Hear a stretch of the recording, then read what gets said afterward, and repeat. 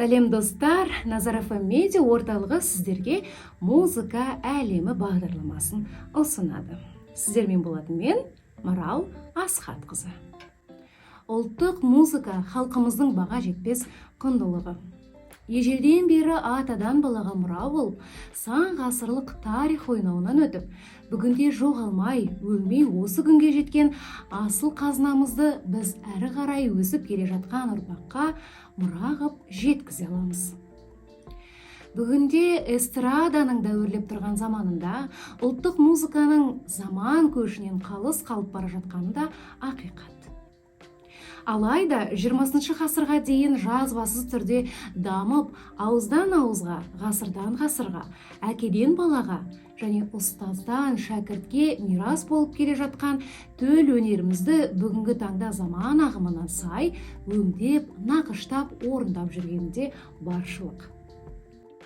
Олар Құрманғазы, Дәулеткерей, Тәттімбет, Қазанғап, Дина, Біржан, Жаяу Мұса, Естай, Ыбырай, Мәди, Мұхит, Абай сынды музыка мәдениетінің шоу жұлдыздарының ізін жалғаған Қайрат Байбосынов, Сәуле Жанпейісова, Айгүл Қосанова және көптеген өнер майталмандары. Көшпелі қазақтың тарихы, өмір кезеңі, бастан өткен қиыншылықтары, соғыс күндері, жаугершілік заман, бейбітшілік күндері, осының барлығы ұлттық музыкадан көрініс табады. Мысалы, халық шығармашылығының сүйікті жанры батырлық және лирикалық тұрмыстық эпостар. Олар Қобыланды, Алпамыс, Ер тарғын, Қамбар, Қыз жібек, Қозы көрпеш, Баян сұлу, еңлік және кебек жырларын айтуға болады.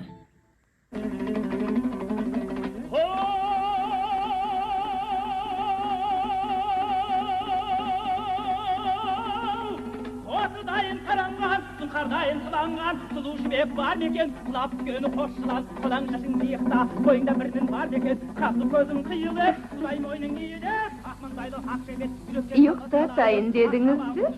Әрине, өліп өшіп жеткенде кермегім қуыршақ болса, онда кел, үйшік ойнайық.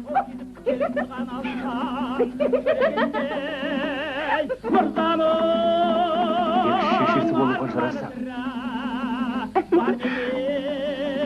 Аптықпаңыз. Атасын.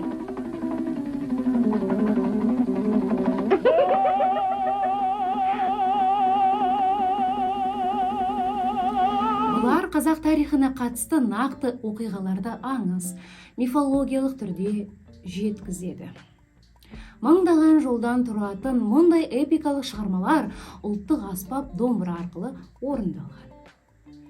Бүгінде музыканың қыр-сырын үйрететін, білікті маман дайындап шығаратын түрлі оқу орындары баршылық.